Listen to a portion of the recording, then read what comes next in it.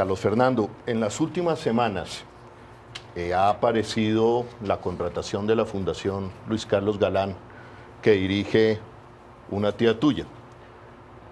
En caso de que parece que este contrato continúa, en caso de que usted llegue a ser alcalde, Carlos Fernando, ¿usted qué hace con dicho contrato? Bueno, Holman, gracias por hacerme esa pregunta. Primero, una aclaración. No es la Fundación Luis Carlos Galán. La Fundación Luis Carlos Galán es una fundación de la Universidad Javeriana que jamás ha contratado con el Estado, donde mi madre además es presidenta honoraria.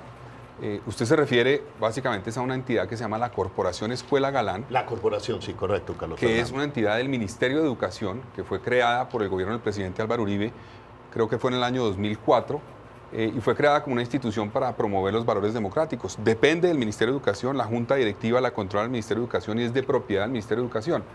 Esa entidad ha contratado con diferentes gobiernos en diferentes etapas, que es básicamente una contratación entre entidades del Estado. Sí.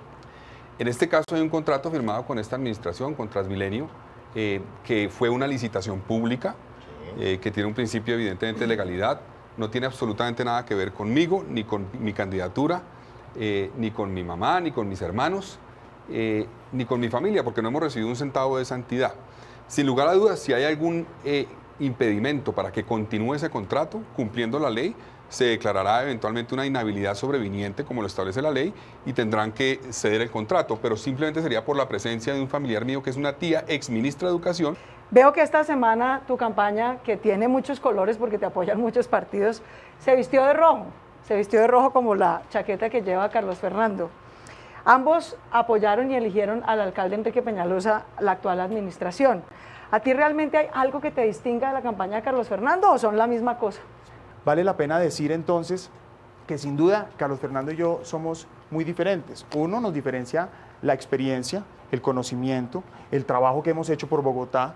Yo me he dado la pela de sacar adelante esta ciudad y estas obras, estos proyectos que hoy están andando, los conozco, los he impulsado y por supuesto también te diría que frente a la chaqueta roja, aquí uno no se tiene que poner una chaqueta para tener un pensamiento, pero además de eso, te cuento que yo fui concejal del Partido Liberal, fui además, hoy tengo el aval del Partido Liberal y agradezco además a los sectores políticos que me apoyan, es que aquí hay que generar unidad, no solo para ganar, Claudia, también para gobernar y para hacerlo con decencia, sin negociar convicciones como lo he hecho en mi vida pública. Y eso es básicamente lo que he representado y lo que voy a representar como alcalde. Yo veo que haces un esfuerzo por pintar a Carlos Fernando y a Miguel de peñalosista, pero tú también tienes tu cota peñalosista, Claudia.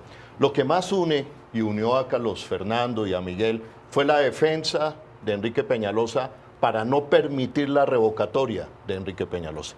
Revocatoria que lideré también, y en tu caso no te vi propendiendo por la revocatoria del peor gobierno que ha tenido Bogotá, que es representado por Enrique Peñalosa. Sí, yo trabajé hace 20 años en la primera administración de Enrique Peñalosa, tuve una gran experiencia y se lo agradezco, pero no comparto su visión de ciudad. Enrique lleva 20 años quitándole plata al metro, hace 20 años se la quitó completamente para hacer Transmilenio y esta vez se la quitó la mitad. Nos está dejando medio metro hasta las 72 con Caracas, dejando por fuera a Suba y Engativá, y en el POT, que apoyan tanto Miguel como Carlos Fernando, propone que nos quedemos con 1 metro y 14 troncales de Transmilenio. Yo no creo que ese sea el modelo de movilidad que le conviene a Bogotá.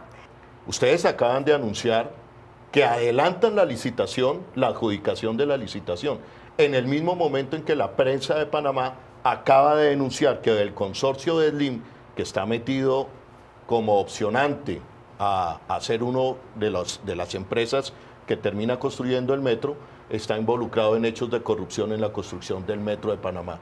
Con todo y eso, ¿ustedes siguen adelante con este proyecto? El tiempo nos dará la razón.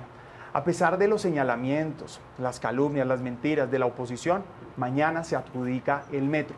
Nos decían que era imposible llegar a ese día y llegamos. Y asimismo vamos a arrancar la construcción el próximo año. Yo conozco el proyecto, lo hice realidad y lo voy a entregar. Vamos a garantizar que el proyecto Metro sea una realidad en Bogotá y no vamos a permitir que lo detengan. Más de 17 instancias judiciales, unas presentadas incluso por Claudia y por Holman, han sido falladas a favor del proyecto. Lo voy a defender y lo voy a hacer realidad por los bogotanos.